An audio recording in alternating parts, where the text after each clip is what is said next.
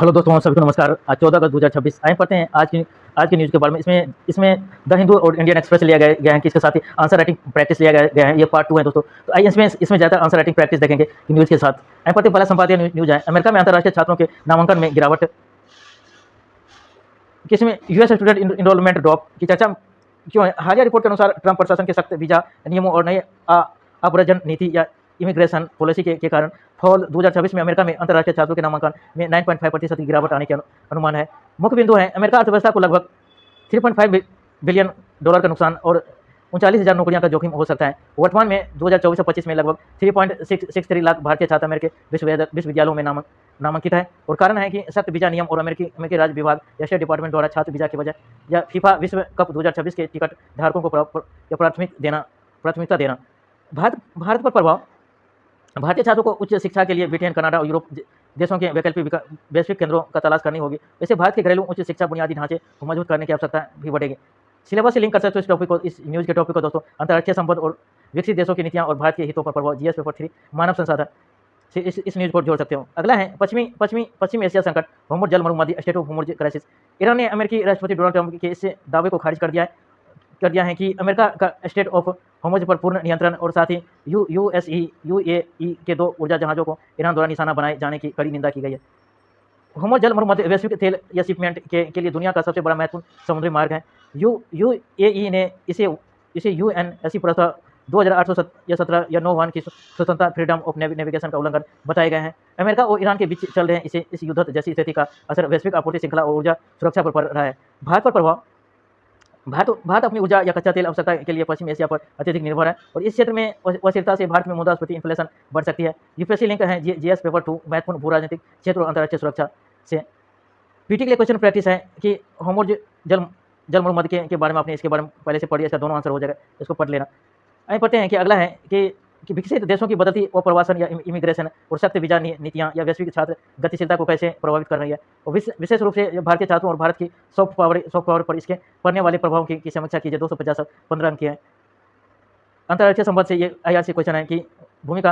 हालिया में अमेरिकी नीतियों और ट्रंप प्रशासन द्वारा वीजा नियमों को सख्त किए जाने के संदर्भ में अंतर्राष्ट्रीय छात्रों विशेषकर भारतीयों के नामांकन में अनुमानित 9.5% की गिरावट का उल्लेख करें। और मुख्य भाग है कि वैश्विक प्रभाव, छात्रों का रुझान अमेरिका से हटकर अन्य देशों जैसे यूके, जर्मनी, ऑस्ट्रेलिया की तरफ होना और अमेरिकी विश्वविद्यालय की अर्थव्यवस्था को नुकसान। और भारत पर प्रभाव, भारतीय या प्रतिभाओं या ब्रेन ड्रेन का स्वदेश में रुकना या अन्य यूरोपीय देशों की ओर जाना या शिक्षा ऋण या वित्तीय दबाव। सॉफ्ट पावर या डायस्पोरा पर प्रभाव। अमेरिका में भारतीय प्रवासी या डायस्पोरा की मजबूत स्थिति और भारत अमेरिका रणनीति संबंधों में कमी आने की आशंका है। आगे की राह है, भारत को अपने देश में या गिफ्ट सिटी जैसे वैश्विक शैक्षणिक केंद्र या विकसित करने चाहिए और राष्ट्रीय शिक्षा नीति एनईपी के तहत विदेशी विश्वविद्यालयों के कैंपस भारत में खोलने की बढ़ावा देना चाहिए। संसद के मानसून सत्र का समाधान और विधायी या जवाब दें। लेजिस्लेटिव अकाउंटेबिलिटी चर्चा में क्यों? 13 अगस्त 2026 को संसद का मानसून सत्र समाप्त हुआ और इंडियन एक्सप्रेस के संपादकीय के अनुसार इस पूरे सत्र के दौरान संसदीय चर्चाओं और विधायी समीक्षाओं के असर में भारी गिरावट देखी गई। और मुख्य बिंदु, चर्चा के बिना बिल पास। इस सत्र में लोकसभा द्वारा 11 विधेयक बिल या पारित किए गए, जिनमें से 9 विधेयक किसी विस्तृत चर्चा केवल संबंधित मंत्री के वक्तव्य के साथ ही पारित कर दिए गए। और अपवाद केवल public examination prevention of unfair means या अमेंडमेंट बिल या 2026 पर लगभग 11 घंटे विस्तृत चर्चा हुई, जिसमें 48 सांसदों ने भाग लिया था। मूल चिंता या छात्र आंदोलन और देश के युवाओं से जुड़े गहरे ढांचागत मुद्दों या स्ट्रक्चरल इशू पर संसद में गंभीर और व्यापक नीतिगत बहस नहीं हो सकी। और संसदीय समितियां या पार्लियामेंट्री कमेटी की भूमिका और एफसीआरए विधेयक का जेपीसी को परीक्षण की चर्चा में विपक्ष और हितधारकों के भारी विरोध के बाद सरकार ने विदेशी अंशदान या विनियम अधिनियम विधेयक एफसीआरए बिल को एक संयुक्त संसदीय समिति ज्वाइंट पार्लियामेंट्री कमेटी जेसीपी के पास भेजने का निर्णय लिया है। मुख्य बिंदु कि संसदीय समिति की घटती भूमिका। पीआरएस या लेजिस्लेटिव रिसर्च के आंकड़ों के अनुसार 14वीं लोकसभा 2004 या 9 में लगभग 60% और 15वीं लोकसभा 2009-14 में या 71% विधेयकों को जांच के लिए संसदीय समितियां के पास भेजा गया था। इसके विपरीत 16वीं लोकसभा 2004-14 या 19 में यह आंकड़ा गिरकर 25% और 17वीं लोकसभा या 2019 से 24 में यह 16% रह गया। नया पैटर्न, वर्तमान में नियमित या विधायी समीक्षा रूटीन सिक्योरिटी कमजोर हुई है और केवल अत्यधिक विवादास्पद मुद्दों पर ही जेपीसी का गठन किया जा रहा है। और जेपीसी में सभी पक्षों और हितधारकों को अपनी बात रिकॉर्ड पर रखने का या औपचारिक मंच मिलता है, जिससे सहमतियों का निर्माण या कॉन्सेंसस बिल्डिंग समान होता है।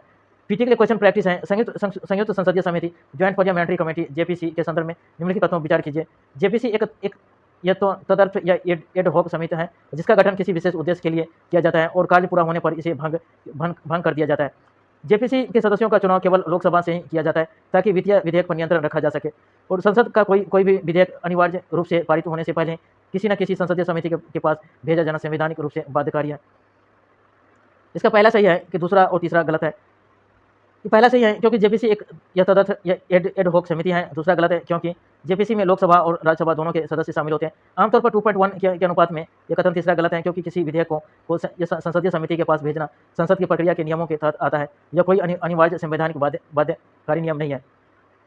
मेंस परीक्षा के लिए क्वेश्चन प्रैक्टिस है जेएस पेपर 2 राज्य व्यवस्था एवं शासन के लिए। पिछले कुछ दशकों में भारतीय संसद में विधेयकों को संसदीय समितियों के पास भेजने की प्रकृति में भारी गिरावट आई है। विधायी गुणवत्ता और लोकतांत्रिक जवाबदेही पर इस प्रकृति के प्रभावों का आलोचनात्मक मूल्यांकन कीजिए। 250 और 15 की है। भूमिका में है इंडियन एक्सप्रेस से यह न्यूज लिया गया है कि इस न्यूज के टॉपिक को जोड़ सकते हो गवर्नमेंट और पॉलिटी से, कि इसमें बोला गया है कि भूमिका में कि पीआरएस में हालिया आंकड़ों जैसे 15वीं लोकसभा के 71% से गिरकर 17 लोकसभा में 16% होना का हवाला देते हुए संसदीय समिति के महत्व को रेखांकित करें। और संसदीय समिति का महत्व है कि यह संसद के मूल रूप या मिनी पार्लियामेंट के रूप में कार्य करती है, जहां दलीय राजनीतिक से ऊपर उठकर विशेषज्ञता और आम सहमति से विधेयकों की बारीकी से जांच होती है, और समीक्षा न होने के या नकारात्मक प्रभाव कानून निर्माण में जल्दीबाजी या कानून विसंगति जैसे अदालतों में मुकदमों का बढ़ना और जन आकांक्षाओं की अनदेखी और कार्यपालिका की निरंकुशता को बढ़ावा। और आगे की वे फॉरवर्ड ब्रिटेन की तर्ज पर भारत में भी चुनिंदा या सभी महत्वपूर्ण या विधेयकों को विभागीय या समितियों के पास भेजना अनिवार्य बनाने की अनुशंसा करे, जिससे लोकतांत्रिक मूल्य सुदृढ़ हो। आगे की कि आगे पढ़ते हैं। अगला है, आगे का हमने पढ़ लिया था कि ब्रिटेन की तर्ज पर भारत की चुनिंदा या सभी महत्वपूर्ण विधेयकों को विभागीय और समितियों के पास भेजना अनिवार्य या बनाने की अनुशंसा पर लोकतांत्रिक मूल्य सुदृढ़ हो। आगे पढ़ते आगे कि आरबीआई का नया लोन या इंटरेस्ट रेट या फ्रेमवर्क के बारे में बोला गया कि भारतीय रिजर्व बैंक आरबीआई के ऋण और अग्रिम लोन एंड एडवांस पर ब्याज दरों को नियंत्रित करने के लिए एक नया व्यापक मसौदा ढांचा या ड्राफ्ट डायरेक्शन या 2026 के प्रस्तावित किया है। यह 1 अप्रैल 2027 में लागू होगा, और इसके तहत यह फ्लोटिंग रेट लोन के नियमों को करा किया जाएगा, और मूल निर्धारण में यह पारदर्शिता बढ़ाई जाएगी, और ब्याज की गणना दैनिक घटते संतुलन डेली रिड्यूसिंग बैलेंस के आधार पर की जाएगी, और कृषि ऋणों के लिए फसल सीजन से जुड़े अलग प्रावधान होंगे। महत्व यह बैंकिंग क्षेत्र में उपभोक्ता या संरक्षण और वित्तीय स्थिरता को मजबूत करेगा, और खुदरा और मुद्रास्फीति और मुख्य मुद्रास्फीति में भी अंतर। रिटेल इन्फ्लेशन या कोर इन्फ्लेशन या डिबेट के समाचार या जुलाई महीने में भारत की घरेलू खुदरा मुद्रास्फीति या 4.45% रही है। हालांकि खाद्य मुद्रास्फीति बढ़कर 5.52% हो गई है।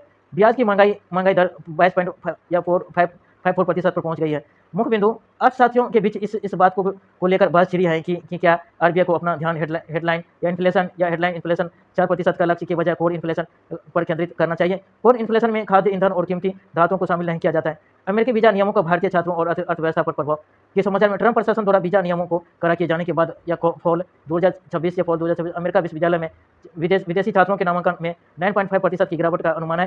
कि मुख्य बिंदु वर्तमान में लगभग 3.63 लाख भारतीय छात्र या अमेरिका में बढ़ रहे हैं। अंतर्राष्ट्रीय छात्र अमेरिकी अर्थव्यवस्था में 41.77 बिलियन डॉलर का योगदान देते हैं।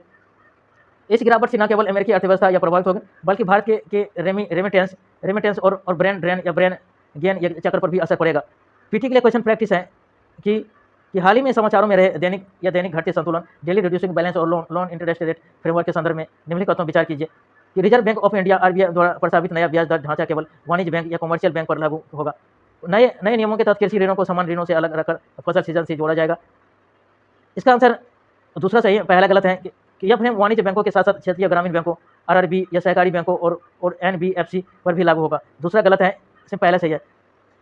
ये कोर मुद्रास्फीति है के संबंध में निम्नलिखित कौन सा सही है। इसमें भी सही है कि यह हेडलाइंस मुद्रास्फीति से खाद्य और ईंधन या फूड एवं फ्यूल जैसी अस्थिर वस्तुओं को हटाकर मापी जाती है। इसका भी हो जाएगा। कोर मुद्रास्फीति में उन वस्तुओं को छोड़ दिया जाता है जिनकी कीमतें बहुत तेजी से बदलती है, जैसे खाद्य और ईंधन। मेंस के लिए क्वेश्चन प्रैक्टिस है। इसमें क्या बोला गया है कि फ्रेमवर्क वाणिज्य बैंकों के साथ साथ क्षेत्रीय ग्रामीण बैंकों, सहकारी बैंकों और एनबीएफसी पर भी लागू होगा। इसका कोर मुद्रास्फीति के बारे में बोला गया है कि इसमें कोर मुद्रास्फीति उन वस्तुओं को छोड़ दिया जाता है। इसका मुद्रास्फीति खाद्य और ईंधन जैसी वैसी वस्तुओं को हटाकर मापी जाती है। इसमें मुद्रास्फीति उन वस्तुओं को छोड़ दिया जाता है जिनकी कीमतें बहुत तेजी से बदलती है, जो खाद्य और ईंधन के रूप में होते हैं। भारतीय अर्थव्यवस्था भारतीय बैंक द्वारा मौद्रिक नीति तय करते समय केवल हेडलाइन या मुद्रास्फीति हेडलाइन के बजाय कोर इन्फ्लेशन के लक्षित करने के क्या लाभ और चुनौतियां, भारत के वर्तमान अधिक परिदृश्य के संदर्भ में विश्लेषण कीजिए। 250.15 की है। वर्तमान में जुलाई जो के आंकड़ों के अनुसार हेडलाइन मुद्रास्फीति 4.45%, लेकिन खाद्य पदार्थों का उतार चढ़ाव जारी है। कोर और हेडलाइन मुद्रास्फीति में भारी परिभाषित करें और लाभ है कि कोर इन्फ्लेशन को लक्षित करने से नीतिगत या स्थिरता आती है, क्योंकि यह मौसमी या बदलाव जैसे प्याज या कच्चे तेल की कीमतों का झटका से प्रभावित नहीं होती है। यह दीर्घकालिक निवेश निर्णय के लिए बेहद संकेत देती है कि चुनौतियां भारत जैसे विकासशील देश में एक आम नागरिक के बजट का हिस्सा भोजन और ईंधन पर खर्च होता है। यदि आरबीआई कोर इन्फ्लेशन को देखेगा तो वह यह जनता की वास्तविक वित्तीय परेशानी या खाद्य संकट को नजरअंदाज कर सकता है। निष्कर्ष संतुलित दृष्टिकोण की आवश्यकता है, जहां आपूर्ति पक्ष के झटकों से निपटने के लिए सरकार राजकोषीय या उपाय करे और आरबीआई मौद्रिक स्थिरता बनाए रखे। ठोस अपशिष्ट प्रबंधन नियम 2026 और सुप्रीम कोर्ट का निर्देश सॉलिड वेस्ट मैनेजमेंट रूल 2026 चर्चा में क्यों है कि सुप्रीम कोर्ट ने ठोस अपशिष्ट प्रबंधन SWM के नियम 2026 के तहत पर्यावरणीय मुआवजा इन्वायरमेंटल कंपनसेशन तय करने के लिए एक ढांचा विकसित किया है और कोर्ट ने पर्यावरण मंत्रालय को सख्त निर्देश दिए गए हैं कि वह कानून बनाने के बजाय उनकी जमीनी स्तर पर या कार्यान्वयन या इम्प्लीमेंटेशन पर ध्यान केंद्रित करे। मुख्य बिंदु अदालती समिति ने लैंडफिल या साइटों के वैज्ञानिक प्रबंधन और कचरा पृथक्करण या वेस्ट या सेग्रीगेशन में विफल रहने वाले स्थानीय निकायों पर जुर्माना लगाने की सिफारिश की है।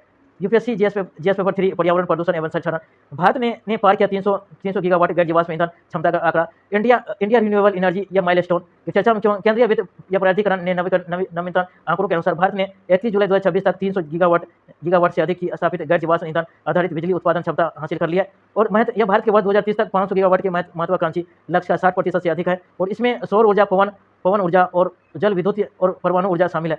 यूपीएससी पाठ्यक्रम जुड़ा है। जीएस पेपर 3 बुनियादी ढांचा, ऊर्जा और जलवायु परिवर्तन या प्रतिबद्धता। हिमालय क्षेत्र में यह मानवजीनी या फॉरेस्ट फायर और संसदीय समिति रिपोर्ट की चर्चा में क्यों। हाल ही में संसद में पेश एक रिपोर्ट में संसदीय समिति ने हिमालय क्षेत्र में बढ़ती या दावा नल या फॉरेस्ट या फायरिंग की घटनाओं की निगरानी के लिए एक समर्पित या उपग्रह या डेडिकेटेड या सैटेलाइट लॉन्च करने की सिफारिश की है। मुख्य अंतर यह समिति ने रेखांकित किया है कि पश्चिमी हिमालय में आग मुख्य रूप से अत्यधिक गर्मी और चीड़ की पत्तियों या पाइन नीडलीज के कारण लगती है, जबकि पूर्वी हिमालय में यह झूम कृषि या झूम कल्टीवेशन और वायुमंडलीय शुष्कता का परिणाम है। प्रीलिम्स के लिए क्वेश्चन प्रैक्टिस है कि ठोस अपशिष्ट प्रबंधन नियम 2026 सॉलिड वेस्ट मैनेजमेंट रूल 2026 के संदर्भ निम्नलिखित कथन पर विचार कीजिए कि इसके तहत नियमों का उल्लंघन करने वाले स्थानीय नियमों पर पर्यावरणीय मुआवजा इन्वायरमेंटल कंपनसेशन लगाने के कड़ी प्रावधान है। सर्वोच्च न्यायालय ने पर्यावरण मंत्रालय को इसके नियम या निर्माण के बजाय केवल इसके जमीनी कार्यान्वयन पर ध्यान केंद्रित करने को कहा है। इसका दोनों सही है। ठोस अपशिष्ट प्रबंधन के नियमों में इसके तहत नियमों को उल्लंघन करने वाले स्थानीय निकायों पर पर्यावरणीय मुआवजा लगाने की प्रावधान है और सर्वोच्च न्यायालय ने पर्यावरण मंत्रालय को इसके नियम निर्माण के बजाय केवल इसके जमीनी कार्यान्वयन पर ध्यान केंद्रित करने को कहा है। कि मेंस के लिए क्वेश्चन प्रैक्टिस है पर्यावरण ऊर्जा के लिए। भारत का 300 गीगावाट और गैर जीवाश्म ईंधन का क्षमता आंकड़ा पार करना जो स्वच्छ ऊर्जा संक्रमण क्लीन एनर्जी ट्रांजिशन की दिशा में एक ऐतिहासिक मील का पत्थर है। हालांकि E20 ईंधन नीति और ग्रिड स्थिरता से जुड़ी पर्यावरण चुनौतियों के आलोक में भारत के 2030 के जलवायु लक्ष्यों की निरंतरता और सस्टेनेबिलिटी का समालोचनात्मक मूल्यांकन कीजिए। 250 शब्द हैं, 15 की है कि यह प्रस्तावना भारत द्वारा हाल ही में हासिल की गई 300.50 गीगावाट गैर जीवाश्म क्षमता को उल्लेख करते हुए उत्तर की शुरुआत करें और सकारात्मक पहलू कार्बन उत्सर्जन में कमी, नेट जीरो लक्ष्य, ऊर्जा सुरक्षा और आयातित कच्चे तेल पर निर्भरता में कमी को दर्शाएं और चुनौतियां बायो या इथेनॉल या E20 के कारण भूजल और कृषि भूमि पर बढ़ता दबाव या अपशिष्ट प्रबंधन, SWM नियमों का ढीला कार्यान्वयन और सौर पवन ऊर्जा की रुक कर होने वाली आपूर्ति या इंटरमीडिएंसी और आगे की कुशल जल प्रबंधन, कचरे से ऊर्जा वेस्ट एनर्जी तकनीकों को बढ़ावा देना और सुप्रीम कोर्ट के निर्देशों के अनुसार पर्यावरण नियमों का कराई से जमीनी स्तर पर परिवर्तन। गूगल का नया AI मॉडल या Gemini 3.7 flash, Google launches Gemini 3.7 flash. Google ने अपना नवीनतम artificial intelligence model Gemini 3.7 flash launch किया है। यह मॉडल विशेष रूप से कोडिंग या स्पीड या लॉजिकल या रीजनिंग और कम लागत में उच्च दक्षता प्रदान करने पर केंद्रित है। यूपीएससी पाठ्यक्रम है जीएस पेपर 3 सूचना प्रौद्योगिकी, कंप्यूटर, आर्टिफिशियल इंटेलिजेंस। मुख्य तथ्य यह जनरेटिव AI के क्षेत्र में कम विलंबता और लो लेटेंसी और उच्च गति अनुप्रयोगों के लिए एक बड़ा कदम माना जा रहा है। यूरोपीय संघ के AI नियम और भारत पर प्रभाव या Europe AI rule and India. खबर, यूरोपीय संघ EU ने अपने सख्त AI अधिनियम AI एक्ट की समय सीमा को संशोधित कर थोड़ा लचीला बनाया है। यह standard loan high risk AI system को अब दिसंबर 2027 तक का समय दिया गया है। यूपीएससी पाठ्यक्रम जीएस पेपर 3 तकनीकी की विनियम एवं जीएस पेपर 2 अंतर्राष्ट्रीय नीतियाँ। मुख्य यूरोप के ये नियम भारत के टेक स्टार्टअप और वैश्विक स्तर पर AI गवर्नेंस के लिए एक मानक स्थापित कर रहे हैं। तंबाकू छोड़ने के लिए 3 स्टेप मॉडल। आज के एडवाइज कनेक्ट खबर देंगे। द इंडियन एक्सप्रेस में प्रकाशित एक वैश्विक समीक्षा के अनुसार निम्न और मध्यम आय वाले देशों या LMIC के लिए ये आज से एडवाइस या कनेक्ट मॉडल को तंबाकू नियंत्रण में अत्यधिक प्रभाव साबित हो रहे हैं। यूपीएससी पाठ्यक्रम लिखे हैं जीएस पेपर 3, ये बायोटेक्नोलॉजी स्वास्थ्य तकनीकी एवं जीएस पेपर 2 या स्वास्थ्य क्षेत्र। मुख्य तथ्य इसमें चिकित्सक या मरीज में से तंबाकू उपयोग के बारे में पूछते हैं कि आप छोड़ने की सलाह देते हैं एडवाइस, और सीधे डिजिटल सपोर्ट या क्विट लाइन से जोड़ते हैं या कनेक्ट। एंड पढ़ते हैं अगला न्यूज कि हाल ही में समाचारों में देखा गया कि जेमिनी 3.7 प्लस निम्नलिखित में से किससे संबंधित है। इसका आंसर बी हो जाएगा। गूगल द्वारा विकसित एक उन्नत आर्टिफिशियल इंटेलिजेंस एआई मॉडल कि जेमिनी 3.7 प्लस गूगल या नवीनतम एआई मॉडल है जो कोडिंग या लॉजिकल रीजनिंग और तेल गति के कार्यों को करने के लिए अनुकूलित किया गया है। इसका आंसर बी हो जाएगा। गूगल द्वारा विकसित एक उन्नत आर्टिफिशियल इंटेलिजेंस एआई मॉडल। वैश्विक स्वास्थ्य और चिकित्सा के संदर्भ में आज के एडवाइस या कनेक्ट मॉडल पर प्राथमिक उद्देश्य क्या है। इसका आंसर बी हो जाएगा। प्राथमिक स्वास्थ्य या केंद्रों पर तंबाकू उन्मूलन या टेबेको या सेसेशन को सरल और प्रभावी बनाना। यह मॉडल स्वास्थ्य कर्मियों को बिना किसी लंबे सत्र के मरीजों को पहचान कर सीधे डिजिटल क्विट लाइन या सेवाओं से जोड़ने की सुविधा देता है, जिसमें तंबाकू छोड़ने की दर में सुधार होता है। जीएस पेपर 3 विज्ञान एवं प्रौद्योगिकी एआई गवर्नेंस है। कृत्रिम बुद्धिमत्ता या आर्टिफिशियल इंटेलिजेंस के तीव्र विकास ने इसके विनियमन या रेगुलेशन की आवश्यकता को अनिवार्य कर दिया है। यूरोपीय संघ ईयू की हालिया एआई नियमों के आलोक में चर्चा कीजिए कि भारत को नवाचार या इनोवेशन और सुरक्षा के बीच संतुलन बनाने के लिए अपनी राष्ट्रीय एआई रणनीति को किस प्रकार आकार देना चाहिए। 150 संख्या कि जेमिनी 3.7 प्लस या यूरोपीय संघ के नए संशोधित एआई नियमों जैसे हालिया घटनाक्रम का उल्लेख करते हुए एआई के बढ़ते प्रभावों को रेखांकित करें। मुख्य भाग बॉडी यूरोपीय संघ के नियमों को महत्व या उच्च जोखिम वाले एआई सिस्टम पर जवाबदेह और डेटा सुरक्षा तय करना, और भारत के लिए यह अवसर या चुनौतियां भारतीय टेक स्टार्टअप पर अनुपालन या कंप्लायंस को बोझ बढ़ सकता है, और लेकिन डेटा सुरक्षा नागरिक अधिकारों की रक्षा के लिए नीति जरूरी है। आगे की राह है, भारत को डिजिटल इंडिया अधिनियम अपनी नीतिगत रूपरेखा में ऐसा दृष्टिकोण अपनाना चाहिए जो कड़ी नियमों के कारण देश में यही नवाचार या इनोवेशन को बाधित न करे बल्कि उसे सुरक्षित बनाए। कि एडिटोरियल मुख्य विषय या खाद्य सुरक्षा और मुद्रास्फीति का संतुलन, balancing inflation and food security. मुख्य मुद्दा है कि भारतीय अर्थव्यवस्था में हालिया आर्थिक आंकड़ों के अनुसार खाद्य मुद्रास्फीति रिटेल इन्फ्लेशन में एक अनुमानित वृद्धि या प्रिडिक्टेबल राइज देखी गई है। इसके साथ ही कि राष्ट्रीय खाद्य सुरक्षा अधिनियम NFSA और सार्वजनिक वितरण प्रणाली की FDS में सुधारों के लेकर बहस तेज हो गई है। सरकार मुख्य रूप से अनाज के डाइवर्जन और बायोमेट्रिक समावेशन या बायोमेट्रिक या एक्सक्लूजन और एथेनॉल उत्पादन के लिए अनाजों के उपयोग से उत्पन्न चुनौतियों का सामना कर रही है।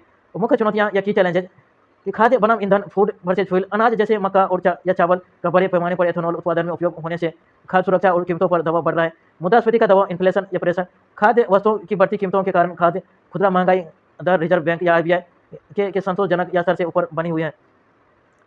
PDS में लीकेज या बायोमेट्रिक या प्रणालियों के बावजूद या PDS के अनाज का खुले बाजार या अन्य उद्योगों में या डाइवर्जन या पूरी तरह नहीं रुका है। या पोषण सुरक्षा या न्यूट्रिशन सिक्योरिटी, केवल गेहूं चावल देने से देश में कुपोषण या माल न्यूट्रिशन की समस्या खत्म नहीं हो रही है। वो आहार में विविधता या दालें, मोटे अनाज या खाद्य तेल की कमी है।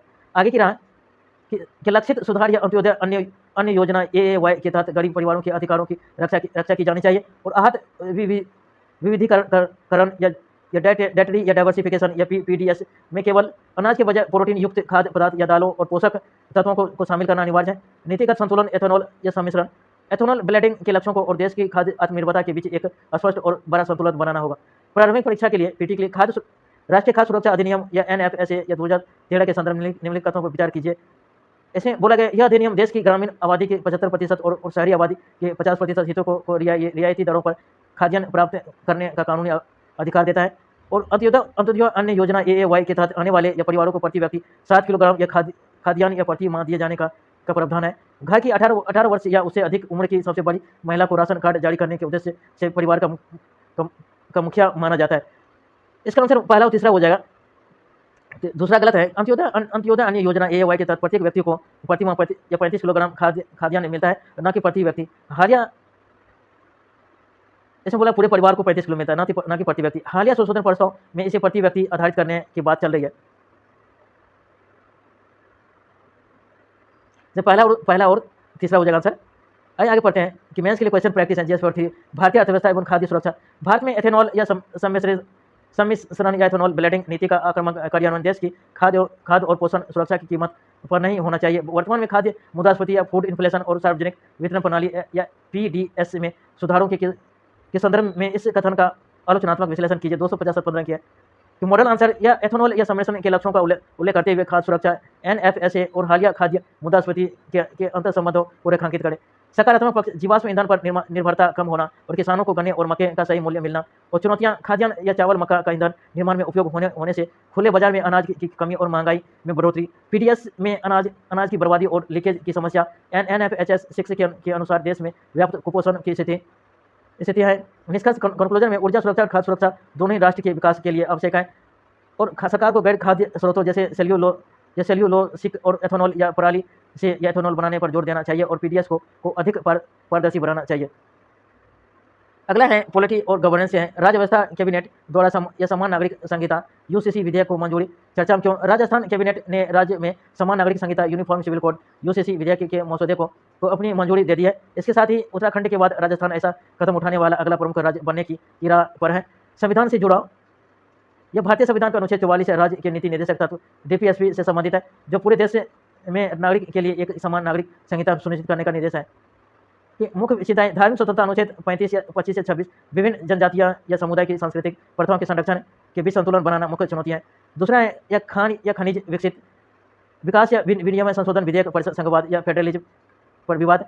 चर्चा में क्यों है? लेख के मुख्यमंत्री ने केंद्र के नए या माइनिंग या मिनरल्स या अमेंडमेंट बिल को भारत के समानुपातिक संघवाद या कोऑपरेटिव फेडरलिज्म के ढांचे के लिए एक बड़ा खतरा बताया। विवाद का राज्यों का तर्क है कि इस संशोधन से खनिज संसाधनों पर चर्चा या सरकारों के अधिकार और राज्य के स्रोत कम होंगे और केंद्र का नियंत्रण बढ़ेगा। संविधान से जुड़ा यह 7वीं अनुसूची 7वीं शेड्यूल के तहत संघ सूची यूनियन लिस्ट और राज्य सूची स्टेट लिस्ट के बीच विधायी या शक्तियों के विभाजन और हाल ही में कि आइए सुप्रीम कोर्ट के खनिज पर टैक्स लगाने के राज्य के अधिकार से संबंधित निर्णय से जुड़ा है। भारतीय पर्यावरण न्यायशास्त्र और न्यायपालिका इन्वायरमेंटल या जुरिस या प्रूडेंस या एससी की चर्चा में क्यों है? द हिंदू के एडिटोरियल पेज में सुप्रीम कोर्ट द्वारा विकसित किए गए पर्यावरण कानूनों की समीक्षा की गई है, जिससे विकास और पर्यावरण संरक्षण के बीच हालिया न्यायिक या विसंगतियों पर सवाल उठाए गए हैं। महत्वपूर्ण सिद्धांत क्या है कि इसमें पूर्ण और दायित्व का सिद्धांत, एब्सोल्यूट लायबिलिटी, प्रदूषक भुगतान या सिद्धांत या पोल्यूट पे प्रिंसिपल और एहतियाती या सिद्धांत या प्रिकॉशनरी प्रिंसिपल शामिल है, जो अनुच्छेद 21 या जीवन का अधिकार के तहत न्यायपालिका ने विस्तारित किया है। अगला है पढ़ते हैं। अगला मेंस के क्वेश्चन प्रैक्टिस है। राज्य व्यवस्था एवं संघवाद। हाल ही के दिनों में राज्य द्वारा केंद्र के विधायी संशोधन जैसे खनिज कानून और समान नागरिकता संहिता यूसीसी के एक तरफा राज्य या स्तरीय प्रयासों को लेकर केंद्र सरकार तनाव बढ़ा है। भारतीय संसद में यह प्रवृत्तियां सहकारी संघवाद कोऑपरेटिव फेडरलिज्म को किस प्रकार से प्रभावित करती है, वो समालोचनात्मक मूल्यांकन कीजिए। 250 15 की है। उत्तर की रूपरेखा प्रस्तावना। हालिया उदाहरण को राजस्थान का यूसीसी विधेयक और केरल द्वारा खनिज विधेयक का विरोध का उल्लेख करते हुए वे संघवाद की परिभाषाएं थे। पक्ष में यह तर्क चुनौतियां 7वीं अनुसूची के शक्तियों के बंटवारे में टकराव और राज्यों के वित्तीय अधिकारों पर चोट और विविधता वाले देश में एक तरफा कानून करने की व्यापारिक कठिनाई और न्याय के परिप्रेक्ष्य सुप्रीम कोर्ट ने हालिया फैसलों और राज्यपालों की भूमिका का उल्लेख करें। निष्कर्ष सरकार आयोग या पूंछी आयोग की सिफारिशों के आधार पर सहकारी संघवाद को मजबूत करने और नीति आयोग जैसी संघ या मंचों पर आम सहमति या कॉन्सेंसस के बनाने का सुझाव देते हुए सकारात्मक अंत करें।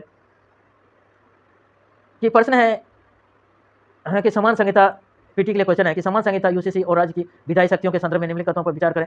इसमें पहला है कि राज्य के नीति निर्देशक सिद्धांत डीपीएसपी के अंतर्गत अनुच्छेद 44 के यह निर्देश दिया जाता है कि राज्य भारत के समस्त राज्य क्षेत्र में नागरिकों के लिए एक समान नागरिक संहिता सुनिश्चित करने का प्रयास करें। दूसरा है चूंकि विवाह, तलाक और उत्तराधिकार संवर्ती सूची या कंक्रीट लिस्ट का विषय है, इसलिए राज्य विधानमंडल इस विषय पर कानून नहीं बना सकती है।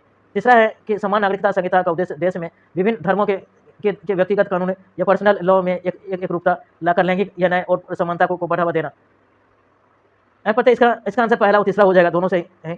अनुच्छेद 44 नीति निर्देशक सिद्धांतों के तहत राज्य को यूसीसी लागू करने का निर्देश देता है और इसका मुख्य उद्देश्य लैंगिक न्याय, समानता और राष्ट्रीय एकता को बढ़ावा देना। इसका पहला और तीसरा हो जाएगा। संवर्ती सूची खनिज अधिकारों और भारतीय संघवाद के संदर्भ में निम्नलिखित तत्वों पर विचार कीजिए। इसमें पहला दिया गया है कि खाद्यान्नों और खनिजों के विनियमन या पूर्ण और अन्य अधिकार केवल राज्य सरकारों के पास ही है। दूसरा है संघ सूची प्रविष्टि 44 या एंट्री 44 संसद को सार्वजनिक हित में खाद्यान्नों और खनिज विकास के विनियम और अधिकार प्रदान करती है। तीसरा है कि भारत में खनिजों पर स्वामित्व का अधिकार अंतर राज्य सरकारों का होता है, लेकिन यह केंद्र सरकार के विनियामक कानूनों के अधीन है। इसमें दूसरा तीसरा सही है। संविधान की 7वीं अनुसूची संघ सूची प्रविष्टि या 54 केंद्र को सार्वजनिक हितों में खनिज और खाद्यान्नों को विनियमित करने का अधिकार देती है। साथ ही खनिजों का स्वामित्व समानता राज्यों के पास होता है और केंद्र के कानून के अधीन है। अगला है सर्वोच्च न्यायालय द्वारा विकसित पर्यावरण सिद्धांतों के संबंध में निम्नलिखित तत्वों पर विचार कीजिए। यह पूर्ण दायित्व एब्सोल्यूट लायबिलिटी या सिद्धांत सर्वोच्च न्यायालय द्वारा ये MC मेहता बनाम भारत संघवाद ओलियम गैस रिसाव मामला में प्रतिपादित किया गया है। दूसरा है पूर्ण दायित्व या सिद्धांत के अनुसार यदि कोई उद्यम या खतरनाक या अंतर्निहित रूप से खतरनाक गतिविधि में शामिल है तो उसे किसी भी या दुर्घटना में हुए नुकसान के लिए बिना किसी अपवाद के पूर्ण रूप से उत्तरदायी ठहराया जाता है। या एहतियाती या सिद्धांत या प्रिकॉटिनरी या प्रिंसिपल यह निर्धारित करता है कि वैज्ञानिक निश्चितता या साइंटिफिक या सर्टेनिटी न होने के बावजूद पर्यावरण को संभावित नुकसान से बचाने के लिए राज्य को एहतियाती या कदम उठाने चाहिए। इसका आंसर तीनों हो जाएगा दोस्तों, तीनों सही है। सर्वोच्च न्यायालय के मानना है कि खतरनाक उद्योग के लिए ये सख्त दायित्व या स्ट्रिक्ट लायबिलिटी जिसमें अपवाद होते हैं पर्याप्त नहीं, इसलिए पूर्ण दायित्व एब्सोल्यूट लायबिलिटी का सिद्धांत दिया गया है कि एहतियाती सिद्धांत के तहत पर्यावरण संरक्षण के लिए रोकथाम या प्रिवेंशन को इलाज से बेहतर माना जाता है। यहीं पढ़ते हैं अगला न्यूज है कि जुलाई 2026 में भारत का निर्यात 20% बढ़ा। ये समाचार पश्चिमी एशिया वेस्ट एशिया में जारी भू राजनीतिक तनाव और जलमार्ग संकट के बावजूद जुलाई 2026 में भारत का वस्तु निर्यात या मर्चेंडाइज या एक्सपोर्ट लगभग 20% बढ़ा। वाणिज्य मंत्रालय के अनुसार भारतीय निर्यातों के अलग अलग बंदरगाहों या वैकल्पिक शिपिंग या लाइनों का उपयोग करके व्यापार को सुचारू रखना। हालांकि सेवा आयातों तेज होने से व्यापार घाटों या ट्रेड डिफिसिट बढ़कर $15 बिलियन हो गया है। कि इस न्यूज़ के टॉपिक को दोस्तों UPSC पेपर GS पेपर 3 कि विदेशी व्यापार भुगतान संतुलन पेमेंट और बैलेंस और निर्यात संवर्धन यूरोप का यही एक्ट भारत के लिए अवसर समाचार है। यूरोपीय संघ या EU का आर्टिफिशियल इंटेलिजेंस एक्ट 2 अगस्त 2026 से पूर्ण रूप से लागू हो गई है। यह अधिनियम जोखिम आधारित दृष्टिकोण या अपनाता है और AI प्रणालियों पर यह कई अनुपालन या कंप्लायंस या नियम लागू हो करता है। आर्थिक प्रभाव भारतीय कंपनियों के लिए यह एक बड़ा अवसर या बन सकता है क्योंकि यूरोपीय बाजार में काम करने के लिए AI या प्रणालियों के सत्यापन कामकाजी कार्रवाई या प्रूफ ऑफ या कंप्लायंस के लिए भारत में एक पूरी नई या आउटसोर्सिंग या इंडस्ट्री विकसित हो सकती है। UPSC लिंक GS पर 3 विज्ञान एवं प्रौद्योगिकी डिजिटल अर्थव्यवस्था और सेवा क्षेत्र। इसमें बोला गया कि क्या कि उपभोक्ता मूल्य सूचकांक CPI या आधारित खुदरा मुद्रास्फीति के संदर्भ में निम्नलिखित तथ्यों पर विचार कीजिए। भारत में मौद्रिक नीति समिति MPC के लिए खुदरा मुद्रास्फीति का आदर्श लक्ष्य 4% है, जिसकी ऊपरी या सहिष्णुता या सीमा 6% और निचली सीमा 2% है। कोर इन्फ्लेशन की गणना करते समय खाद्य और ईंधन की कीमतों को शामिल नहीं किया जाता है और भारत में CPI का संकलन और प्रकाशन प्रतिवर्ष नीति आयोग द्वारा किया जाता है। इसका आंसर पहला और दूसरा सही है, तीसरा गलत है। भारत में CPI का यह संकलन या राष्ट्रीय या सांख्यिकी कार्यालय NSO सांख्यिकी और कार्यक्रम या कार्यान्वयन मंत्रालय MOSP द्वारा मासिक आधार पर किया जाता है, वार्षिक या नीति उद्योग द्वारा नहीं। मुख्य परीक्षा के लिए पश्चिमी एशिया में लगातार जारी भू राजनीतिक तनाव के बावजूद भारत के निर्यात या प्रदर्शन में लचीलापन या रेसिलियंस देखा गया है। हाल ही के आंकड़ों के आलोक में भारत की व्यापार रणनीतियों और व्यापार घाटे को प्रबंधित करने में आगे वाली चुनौतियों को आलोचनात्मक मूल्यांकन कीजिए। GS पर 3 250 शब्द 15 अंक हैं। आगे की रूपरेखा है कि जुलाई 2026 के आंकड़ों का हवाला देते हुए शुरुआत करें कि जहां भारत के निर्यात में 20% की वृद्धि हुई, लेकिन सेवा आयात बढ़ने से व्यापार घाटा $15 बिलियन तक पहुंच गया और निर्यात में लचीलेपन के कारण वैकल्पिक शिपिंग मार्गों का उपयोग, नए बाजारों का विविधीकरण और प्रोडक्ट डाइवर्सिफिकेशन और इलेक्ट्रॉनिक्स वस्तुओं के निर्यात में आई तेजी।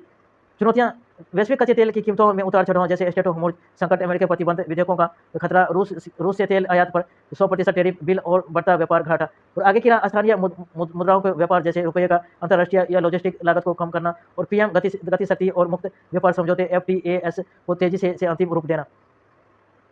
उत्तराखंड के चमोली में सुरंग या दुर्घटना या परिस्थिति रोग संकट। समाचार विश्लेषण न्यूज क्या है। उत्तराखंड के चमोली जिले में एक निर्माणाधीन या जल विद्युत परियोजना हाइड्रो इलेक्ट्रिक प्रोजेक्ट की सुरंग में अचानक पानी और या मलबा या घुसने से 6 श्रमिकों की मृत्यु हो गई और कई घायल हो गए हैं। यह परिस्थिति चिंता है। यह घटना हाल ही के दिनों में हिमालयी क्षेत्रों में AI बाढ़ या भूस्खलन और बादल फटने या क्लाउड बर्स्ट की बढ़ती घटनाओं को रेखांकित करती है, जो ग्लोबल या वार्मिंग और पर्यावरण को नज़रअंदाज कर किए जा रहे हैं। अनियोजित बुनियादी ढांचा विकास का परिणाम है। पारंपरिक व मुख्य परीक्षा दृष्टिकोण है PT प्रो मेंस के लिए कि हिमालयी संवेदनशीलता या हिमालय विश्व की सबसे नवीन और अस्थिर पर्वत श्रृंखलाओं में से एक है। यहाँ बड़े या पैमाने पर या टनलिंग या सराउंडिंग और ब्लास्टिंग करने से भूस्खलन का खतरा कई गुना बढ़ जाता है। यह परिस्थिति बनाम विकास या इकोलॉजी वर्सेस डेवलपमेंट। यह घटना दर्शाती है कि विकास परियोजना के नियोजन में पर्यावरणीय प्रभाव या आकलन EIA और आपदा प्रबंधन को प्राथमिकता देना और कितना आवश्यक है। प्रश्न है, प्रैक्टिस क्वेश्चन है PT के लिए कि प्रोजेक्ट एलिफेंट या एशियाई हाथियों के संदर्भ निम्नलिखित तथ्यों पर विचार कीजिए। प्रोजेक्ट एलिफेंट को भारत सरकार द्वारा वर्ष 2092 में एक केंद्रीय क्षेत्र का योजना या सेंट्रल सेक्टर या स्कीम के रूप में शुरू किया गया था। और एशियाई हाथी को वन्य जीव संरक्षण अधिनियम 1972 के अनुसूची 1 के तहत सर्वोच्च कानूनी सुरक्षा प्राप्त है। IUCN की रेड लिस्ट में एशियाई हाथी को अति संवेदनशील या वुल्नरेबल श्रेणी में वर्गीकृत किया गया है। इसका आंसर दूसरा हो जाएगा, पहला गलत है कि हाथी लुप्तप्राय श्रेणी में आता है, ना कि अति संवेदनशील। अगला क्वेश्चन है कि भारत का सतत आर्थिक विकास उसके संवेदनशील पर्यावरण और पारिस्थितिक तंत्र की सुरक्षा पर निर्भर करता है, और हाल ही में जारी दक्षिण भारत के क्षेत्रीय हाथी एक्शन प्लान और हिमालय क्षेत्रों में बढ़ती आपदाओं के संदर्भ में कि मानव वन्य जीवन संघर्ष और अनियोजित बुनियादी ढांचा विकास की चुनौतियों का आलोचना मूल्यांकन 250/15 किया है। इसमें बोला गया कि हालिया चमोली सुरंग दुर्घटना दक्षिण भारत का एलिफेंट एक्शन प्लान का उल्लेख करते हुए पर्यावरण विकास बीच का संतुलन आवश्यक रेखांकित करे, मानव वन जीवन संघर्ष के आर्थिक या सामाजिक प्रभाव पर फसल नुकसान या फसलों का नुकसान, जीवन की हानि और संवेदनशील क्षेत्रों जैसे हालिया पश्चिमी घाटा या आयोजित निर्माण में उत्पन्न आपदाएं जैसे अचानक आई बाढ़ या भूस्खलन, पर्यावरण नियमों के उल्लंघन और पोस्ट फैक्टों के पर्यावरण मंजूरी के मुद्दे पर चर्चा करें, और आगे की मिशन या लाइफ जैसी जीवन शैली को बढ़ावा देना और समुदाय आधारित संरक्षण मॉडल अपनाना और वैज्ञानिक पर्यावरणीय प्रभाव आकलन EIA सुनिश्चित करना और प्रकृति आधारित संसाधनों नेचर बेस्ड सोल्यूशन को एकीकृत करना। यूरोपीय संघ EU आर्टिफिशियल इंटेलिजेंस AI अधिनियम के संदर्भ निम्नलिखित तत्वों पर विचार करें। पहला है, अधिनियम AI प्रणालियों के विनियमन के लिए जोखिम आधारित दृष्टिकोण या रिस्क बेस्ड अप्रोच अपनाता है, और दूसरे इसके तहत कुछ उच्च जोखिम वाली AI प्रणालियों को पूरी तरह प्रतिबंध किया है। इसका पहला दोनों सही है कि वह क्या यूरोपीय संघ का AI अधिनियम जोखिम आधारित दृष्टिकोण पर काम करता है, जो उच्च जोखिम वाली AI को विनियमित और कुछ खतरनाक प्रणालियों को प्रतिबंध करता है। दूसरा है कि हाल ही में चर्चा में रही TRUST या ट्रस्ट इनिशिएटिव का संबंध किन दो देशों के बीच रणनीति या प्रौद्योगिकी सहयोग से है। इसका आंसर हो जाएगा बी, कि भारत और संयुक्त राज्य अमेरिका से USA से। भारत और संयुक्त राज्य अमेरिका USA से ट्रस्ट पहल भारत अमेरिकी रणनीति अंतरिक्ष रक्षा या सहयोग को बढ़ावा देती है, जिसके तहत नासा ने इसरो के मूल्य बेस को शामिल होने की नियंत्रण दिया गया है। मेंस के लिए क्वेश्चन प्रैक्टिस है GS 3 विज्ञान एवं प्रौद्योगिकी शासन। आर्टिफिशियल इंटेलिजेंस AI का जीव विज्ञान और सार्वजनिक कल्याण प्रणालियों में बढ़ता प्रवेश या तकनीकी क्रांति के साथ नैतिक और सुरक्षा संबंधी चुनौतियां भी लाता है। वर्तमान परिप्रेक्ष्य में समीक्षा कीजिए और भारत के लिए एक मजबूत और विधायी ढांचे का आवश्यकता पर चर्चा कीजिए। 250/15 की है। भूमिका स्टैनफोर्ड में जैविक AI प्रयोगों का भारत के सुप्रीम कोर्ट द्वारा लोक कल्याण में हाई रिस्क AI पर जुलाई चिंताएं का संदर्भ में देते हुए शुरुआती करें। और सकारात्मक पक्ष है कि रोगाणु प्रतिरोध या AMRI अनुसंधान, वैक्सीन निर्माण और प्रशासनिक सेवाओं में दक्षता बढ़ाना, और चुनौतियां बायोपेंस में जैविक हथियार का खतरा और गोपनीयता का हनन, जैसे कि मेटा या स्मार्टफोन ग्लास से विवाद और बिना विनियम के कल्याणकारी योजना में पूर्वाग्रह या बहस के आगे की राह है कि यूरोपीय संघ के AI अधिनियम की तर्ज पर भारत में भी एक स्टैंड को स्वतंत्र कानून का निर्माण या संतुलित नियंत्रित की नीति। अगला है कि विभाजन विभीषिका का स्मृति दिवस के रूप में 14 अगस्त को देश में विभाजन विभीषिका स्मृति दिवस मनाया गया है। प्रधानमंत्री नरेंद्र मोदी ने विभाजन पीड़िता झेलने वाले और शून्य से अपने जीवन का पुनर्निर्माण करने वाले लोगों को की साहस की सराहना की, और सिलेबस मैपिंग GS पेपर 1 आधुनिक भारत ऐतिहासिक विभाजन के प्रभाव। PM विश्वकर्मा योजना के लाभार्थियों विशेष अतिथि महत्वपूर्ण तथ्य है कि दिल्ली NCR के क्षेत्र में 100 PM विश्वकर्मा लाभार्थियों के लाल किले पर होने वाले राष्ट्रीय स्वतंत्रता दिवस या समारोह के लिए विशेष अतिथि के रूप में आमंत्रित किया है। इस योजना के तहत अब तक 30 लाख या पारंपरिक या कारीगरों का पंजीकरण हो चुका है, और यह 18 पारंपरिक व्यवसाय जैसे दर्जी और बढ़ई सुनार को कवर करती है। और सिलेबस मैपिंग GS पेपर 2 सरकारी नीतियाँ और हस्तक्षेप एवं GS पेपर 3 समावेशी विकास और नशीली दवाओं के खिलाफ सहिष्णुता नीति, जीरो टॉलरेंस अगेंस्ट नारकोटिक्स। महत्वपूर्ण तथ्य, नारकोटिक्स कंट्रोल ब्यूरो NCB ने संयुक्त अरब अमीरात के UAE में भगोड़े ड्रग्स या किंग पिन या वीरेंद्र सिंह बसोया का प्रत्यार्पण सुनिश्चित किया है।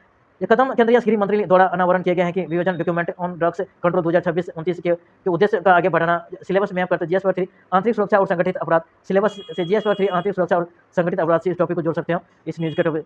सुरक्षा बलों में आत्महत्या पर NHRC का संज्ञान कि राष्ट्रीय मानवाधिकार आयोग NHRC ने जनवरी से 22 मई 2026 के बीच 19 केंद्रीय रिजर्व पुलिस बल CRPF कर्मियों की आत्महत्या की खबरों पर स्वतः संज्ञान या CO मोटो लिया है। वह 2025 में CRPF में सर्वाधिक 59 आत्महत्या दर्ज की गई हैं। और सिलेबस लिंकिंग GS 2 संवैधानिक और वैधानिक निकाय GS 3 सुरक्षा बल से इस न्यूज़ के टॉपिक को जोड़ सकते हैं। अगला है PM विश्वकर्मा योजना के संदर्भ में है कि इसमें पहला की योजना के संदर्भ में सभी पारंपरिक कारीगरों और शिल्पकारों को कौशल उन्नयन और आधुनिक उपकरण प्रदान करने के लिए केंद्रीय क्षेत्र की एक योजना है। इस योजना के तहत केवल 5 पारंपरिक व्यवसायों को वित्तीय सहायता प्रदान की जाती है। इसका आंसर पहला सही है, दूसरा गलत है। इस तरह है कि कथन पहला सही है, दूसरा गलत है, क्योंकि यह कुल 18 पारंपरिक व्यवसायों को कवर करती है। दूसरा है कि हाल ही में चर्चा में रहा कि विजन डॉक्यूमेंट या ऑन ड्रग्स कंट्रोल 2026 या 29 के निम्नलिखित में से किससे संबंधित है। इसमें बी हो जाएगा आंसर। भारत की नशीली दवाओं की तस्करी और दुरुपयोग के खिलाफ सही सुनता नीति। भारत की नशीली दवाओं की तस्करी और दुरुपयोग के खिलाफ सही सुनता नीति। जिसमें 3 है आंतरिक सुरक्षा। अंतर्राष्ट्रीय सीमाओं पार फैले संगठित नेटवर्क के कारण भारत में या मादक या पदार्थों की तस्करी की एक गंभीर आंतरिक सुरक्षा चुनौती बन गई है। हाल ही में जारी विजन या डॉक्यूमेंट ऑन ड्रग्स कंट्रोल 2026 के आलोक में इस खतरे से निपटने के लिए भारत सरकार द्वारा अपनाई जा रही रणनीति और अंतर्राष्ट्रीय सहयोग तंत्रों की प्रभावशीलता का मूल्यांकन कीजिए। 150 शब्द 10 अंक। भारत की भौगोलिक स्थिति या गोल्डन या क्रेसेंट पश्चिमी और गोल्डन या ट्रायंगल के पूर्व के मध्य होने वाले कारण या मादक पदार्थों की तस्करी के प्रति अत्यधिक संवेदनशील और हाल ही में जारी विजन या डॉक्यूमेंट ऑन ड्रग्स या कंट्रोल 2026 भारत को 2029 तक के नशा मुक्त बनाने के संकल्प को रेखांकित करता है।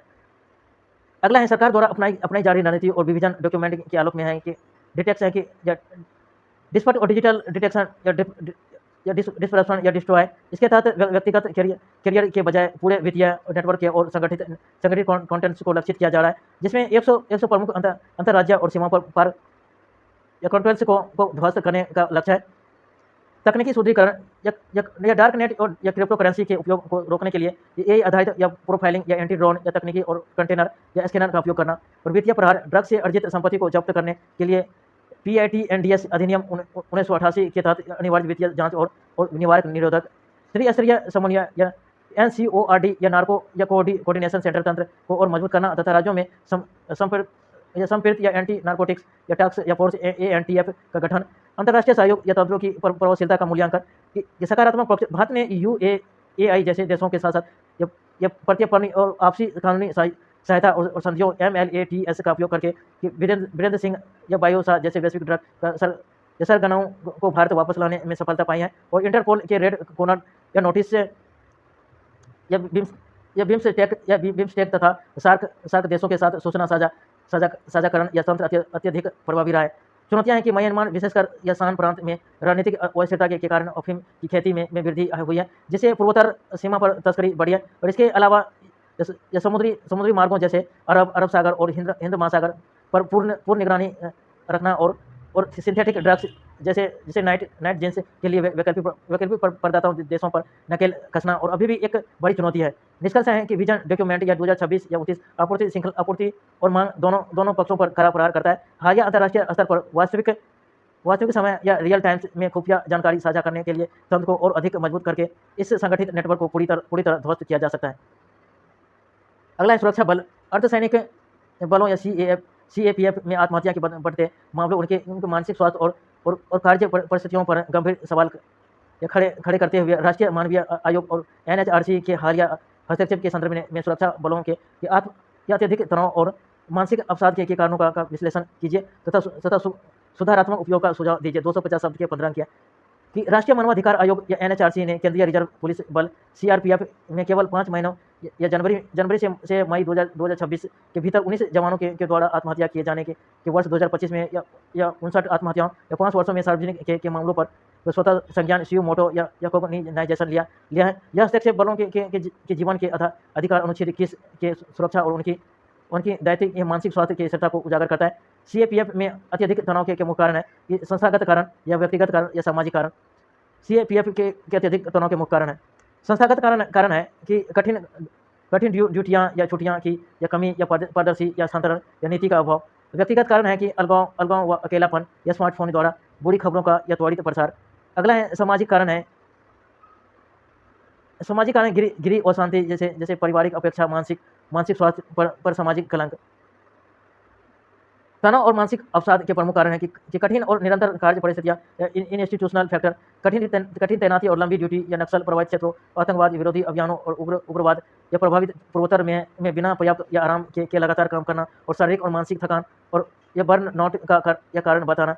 और अवकाश की अनिश्चितता कि महत्वपूर्ण या पारिवारिक अवसरों या संकटों के समय ड्यूटी न मिलना या देर से मिलना जवानों में अत्यधिक हताशा पैदा करता है और लगभग 77% आत्महत्याएं ऑन ड्यूटी के दौरान दर्ज की गई है। और पारिवारिक और व्यक्तिगत कारण या पर्सनल और सोशियो इकोनॉमिक फैक्टर, घरेलू अशांति और अलगाव के लंबे समय तक परिवार से दूर रहने के कारण वैवाहिक विवाद या बच्चों की शिक्षा से जुड़ी चिंताएं और भूमि वित्तीय और विवाद के तनाव को बढ़ाती है। डिजिटल हाइपर या कनेक्टिविटी, स्मार्टफोन के बढ़ते उपयोग के कारण घर पर ही अप्रिय खबरें या समस्या जमानों तक तुरंत पहुंच जाती है और जिससे वे ऑन ड्यूटी होने पर भी मानसिक रूप से अशांति हो जाते हैं। और सामाजिक और मनोवैज्ञानिक कारक या फिजियोलॉजिकल फैक्टर, मानसिक स्वास्थ्य पर कलंक, स्टिग्मा, बलों के भीतर मनोवैज्ञानिक सहायता या काउंसलिंग या मांगने को कमजोरी या यातायात के रूप में देखा जाता है, जिससे जवान अपनी भावनाओं को साझा नहीं कर पाते। और पदानुक्रम या हायरार्ची, शिकायत निवारण में कमी, कभी कभी कनिष्ठ और कर्मियों को वरिष्ठ द्वारा उत्पीड़न या दुष्व्यवहार का सामना करना पड़ता है और उनकी शिकायत के निवारण के लिए कोई सुलभ मंच नहीं होता है। थैंक यू दोस्तों, आज इतना ही। Thank you.